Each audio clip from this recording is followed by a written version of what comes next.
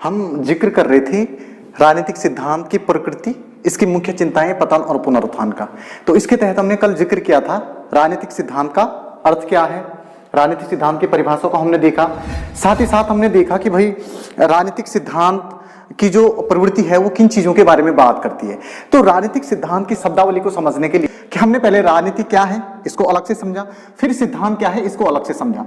राजनीति के स्वरूप को समझने के लिए हमने राजनीति की प्रक्रिया का वर्गीकरण किया, जिसमें हमने राजनीति को कैटेगराइज किया कि भाई प्राचीन काल में राजनीति का अस्तित्व किस तरीके से था, मध्यकाल में किस तरीके से रहा और आधुनिक काल में किस तरीके से रहा। जिसमें हमने प्राचीन काल में जिक्र किया था कि जो राजनीति शब्दावली है, राजनीति के लिए हम पॉलिटिक्स का इस्तेमाल करते हैं और पॉलिटिक्स जो है वो ग्रीक भाषा के पॉलिस से लिया गया शब्द है, जिसका यूनान में जो अर्थ होता है वो नगर राजा होता है। तो कुल मिलाकर के प्राचीन काल में नगर राज्यों में जो व्यक्तियों के जो जितने भी काम होते थे उन सभी कामों को हम राजनीति की श्रेणी में रखते थे।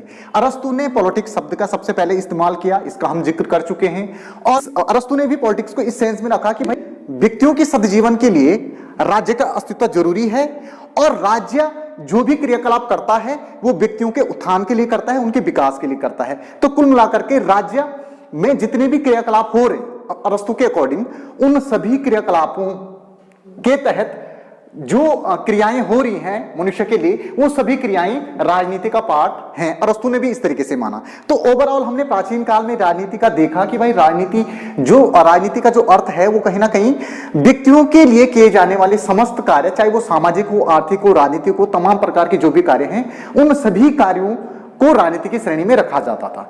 वहीं हमने मध्यकाल का जिक्र किया। तो मध्यकाल में हमने देखा था कि भाई मध्यकाल में जैसे हमने कल जिक्र किया था कि मध्यकाल 476 ईस्वी से 15वीं शताब्दी के बीच के उत्तरार्ध के समय को हम मध्यकाल मानते हैं। वहीं हमने प्राचीन काल का जिक्र किया था कि 800 ईसा पूर्व से 476 ईस्वी को हम प्राचीन काल में रखते हैं। तो मध्यकाल में जैसे हमने देखा कि भाई हमने जिक्र किया था कि मध्यकाल में कहीं ना कहीं जो चर्च और राजा के बीच जो द्वंद्व था वो हमें देखने को मिला। और सिंपल से शब्दों में अगर मैं कहूं तो धर्म का बोलबाला था वहां पे।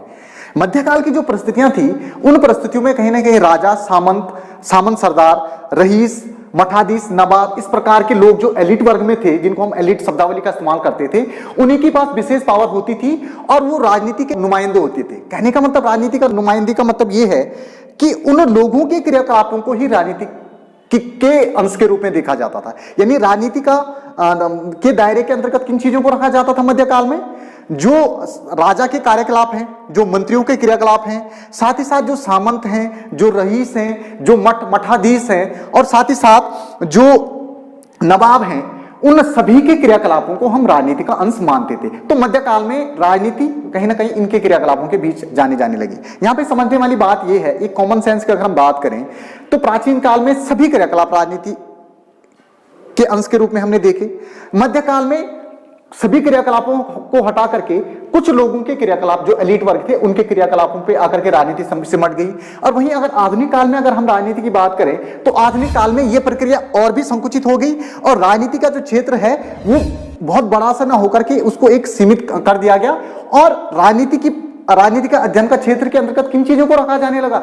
राजनीतिक संस्थाओं को। तो यानी अब आधुनिक काल की अगर हम बात करें तो आधुनिक काल जो आपका 15वीं शताब्दी से स्टार्ट होता है वर्तमान तक, तो आधुनिक काल में हमने देखा कि राजनीति सिर्फ और सिर्फ जो राजनीतिक संस्थाएं हैं उन राजनीतिक संस्थाओं के द्वारा जो काम किए जा रहे हैं वही राजनीति का भाग होंगे। अब राजनीतिक संस्थाओं में जैसे हमने जिक्र किया था कि भाई सरकारें, ठीक है, विधानमंडल और नीति निर्माण से संबंधित जो भी बॉडीज है वो राजनीति का पार्ट है। अब कहने का मतलब ये है कि भाई ठीक है, हम बात कर रहे हैं कि भाई राज्य विधानमंडल नीति निर्माण के पार्ट, तो इसका मतलब क्या है? इसका मतलब यह है कि हम उनको इजी वे में आज के टाइम पे क्या बोलते हैं? कार्यपालिका, विधायिका और न्यायपालिका। तो कुल मिलाकर राजनीतिक संस्थाओं का मतलब क्या है? कार्यपालिका, विधायिका और न्यायपालिका के द्वारा जो क्रियाकलाप होते हैं वो क्रियाकलाप राजनीति के दायरे के अंतर्गत आधुनिक काल में रखेंगे। तो हमने यहाँ पे देखा कि भाई प्राचीन काल में व्यक्ति के सभी क्रियाकलापों को लेकर के राजनीति का जिक्र होता था, मध्यकाल में थोड़ा सिमटा और आधुनिक काल में जो टू द पॉइंट जो चीजें थी उन्हीं चीजों को फोकस किया गया। क्योंकि जब विकास होता है तो एक्यूरेसी आती है। तो इस तरीके से राजनीतिक शब्दावली में भी हमें कहीं ना कहीं आधुनिक काल में एक्यूरेसी देखने को मिली और ये संस्थाओं पे आकर के टिका। अब हमने बात किया कि भाई आधुनिक काल में राजनीति का स्वरूप इस तरीके से रहा। इसके साथ साथ फिर आधुनिक काल में राजनीति के संदर्भ में कुछ और भी दृष्टिकोण और विद्वानों के द्वारा दिए गए, जिनमें हमने मुख्यतः दो दृष्टिकोणों का जिक्र किया था। तो कुछ विद्वान कहते हैं कि भाई राजनीति से तात्पर्य विशेष प्रकार की सत्ता के संचालन के प्रयोग से है। यानी कुछ विद्वानों ने बोला कि ये तो राजनीति है, लेकिन इसके साथ साथ राजनीति क्या है, किसी विशेष प्रकार की सत्ता का संचालन यदि अगर हम कर रहे हैं तो वो राजनीति के दायरे में आनी चाहिए। अब विशेष प्रकार की सत्ता का संचालन मतलब इसमें दो विचारकों के नाम हम मुख्यतः देखते हैं, हमारा मैक्स वेबर और लासवेल। तो मैक्स वेबर विशेष प्रकार की सत्ता की बात करते हैं, वो बोलते हैं कि भाई जब उच्च अधिकारी निम्न अधिकारी को जो ऑर्डर देता है, वो निम्न अधिकारी उसके आदेशों का पालन यदि करता है तो उसके आदेशों की पालन करने की जो प्रक्रिया, यानी उच्च अधिकारी और निम्न अधिकारी के बीच की जो ये प्रक्रिया है, दैट इज कॉल्ड पॉलिटिक्स। इस प्रकार की वो बात करता है। उसके बाद लासवेल, हेरल्ड लासवेल की हम बात करते हैं तो लासवेल का जैसे हमने जिक्र किया कि भाई लासवेल शक्ति सत्ता के प्रयोग करने की क्षमता को राजनीति कहता है। लासवेल कहता है कि जहां पे शक्ति और सत्ता का प्रयोग किया जा रहा है वो राजनीति का क्षेत्र है। तो इस तरीके की बात इन दोनों के द्वारा बोली गई। फिर दूसरा दृष्टिकोण हमने देखा तो दूसरे दृष्टिकोण वाले विचारकों ने बोला कि भाई राजनीति का सरोकार संघर्ष और उसके समाधान से है। उन्होंने बोला ठीक है, ये शक्ति और सत्ता वाला बात भी है, सत्ता वाला कंसेप्ट भी है, ठीक है, संस्थाओं का भी है, लेकिन उन्हें बोले एक राजनीति को एक और तरीके से भी जाना जाना चाहिए। और तरीका क्या है, वो ये है कि राजनीति का सरोकार संघर्ष और उसके समाधान से है। कुछ विचारकों ने बोला कि राजनीति को हम उस सेंस में भी समझ सकते हैं कि जहां पे कोई कॉन्फ्लिक्ट हो रहा है, जहां पे कोई संघर्ष पैदा हो रहा है और उस संघर्ष का समाधान जो व्यक्ति कर रहा है, तो दो पक्षों के बीच जो संघर्ष हो रहा है और तीसरा व्यक्ति जो उन दो पक्षों के बीच समाधान की करने की प्रक्रिया कर रहा है, दैट इज कॉल्ड पॉलिटिक्स। तो इसको भी पॉलिटिक्स के दायरे में आधुनिक काल में कुछ विचारकों ने इनको इसको भी पॉलिटिक्स के दायरे में रखा, यानी राजनीति के अंश के रूप में उन्होंने रखा। अब वो विचारक कौन कौन से थे, तो उसमें हमने जिक्र किया भाई कि जीडीवी मिलर का हमने जिक्र किया, साथ ही साथ एल वासवी का हमने जिक्र किया एंड एलन बाल का हमने जिक्र किया। तो इस तरीके से हमने राजनीति किस तरीके से उसका हमने जिक्र किया। अब ये रहा राजनीति का। तो राजनीति का मतलब राजनीतिक संस्थाओं के बारे में जो अध्ययन किया जाता है वो राजनीति है।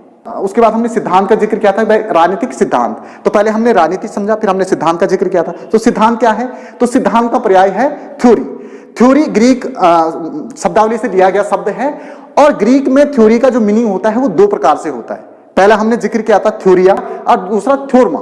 थ्योरिया में हमने जिक्र किया था कि आसपास जो चीजें घटित हो रही हैं और उन चीजों का घटित होने के परिणाम स्वरूप हमारी जो दृष्टि उन चीजों के संदर्भ में पनप रही है, उस दृष्टि के परिणाम स्वरूप हम जो एक सिद्धांत उसके बारे में बना रहे, तो वो थ्योरिया के अंदर रखा गया। कहने का मतलब यह है कि हम किसी व्यक्ति को देखते हैं तो देखने के बाद हम उसका एक खाका लगाते हैं, कुछ ऑब्जर्वेशन करते हैं। ऑब्जर्वेशन करने के बाद हम उस बंदे के बारे में एक माइंडसेट बनाते हैं कि इस टाइप का बंदा है, तो वो क्या है, वो थ्योरिया के अंतर्गत आता है। उन्होंने कहा कि अगर हम इस प्रकार की क्रिया कर रहे हैं तो ये क्रिया थ्योरिया के अंतर्गत आती है। अब ये रहा सैद्धांतिकरण की प्रक्रिया। हमने किसी व्यक्ति को देखा, उसके हाव भाव को हमने जज किया और उसके संदर्भ में कुछ धारणाएं हमने बनाई, तो यहां तक की प्रक्रिया रही आपकी थ्योरिया। लेकिन उसके बाद की जो प्रक्रिया है, जो दूसरा शब्द है वो थ्योरमा। थ्योरमा इसी प्रक्रिया के बाद जब हम सैद्धांतिकरण करते हैं या उस व्यक्ति के बारे में जो हम एक मोटा मोटा आइडिया जो लगा रहे हैं, उस आइडिया लगाने के बाद हम जो कंक्लूजन निकालते हैं कि ये बंदा इस तरीके का है, उसकी पर्सनैलिटी जज करते हैं, तो वो चीजें थ्योरमा के अंतर्गत आती है। तो कुल मिलाकर के राजनीतिक सिद्धांत का मतलब क्या है कि किसी खास उद्देश्य की पूर्ति के लिए जिन अवधारणाओं, मानकों, आम समझ का प्रयोग करके हम कोई औचित्यपूर्ण निष्कर्ष निकालते हैं, वो सिद्धांत के दायरे में आते हैं। यानी हम अपनी आम धारणाओं और कुछ मानकों से जो निष्कर्ष निकालते हैं किसी भी व्यक्ति के बारे में या किसी भी चीज के बारे में, वो सिद्धांत है। अब राजनीतिक सिद्धांत क्या है, तो राजनीतिक सिद्धांत में हमने बोला था कि राजनीतिक संस्थाओं, राजनीतिक प्रक्रियाओं और राजनीति से संबंधित समस्त क्रियाकलापों के संदर्भ में जो हम अपनी दृष्टि और आम समझ और धारणाओं से जो निष्कर्ष राजनीति के संदर्भ में निकालते हैं, वो निष्कर्ष हमारे राजनीतिक सिद्धांत के दायरे में आते हैं। तो ये तो था राजनीतिक सिद्धांत का अर्थ। तो यहां तक हमने कहीं ना कहीं कल पूरी तरीके से ये खत्म किया था।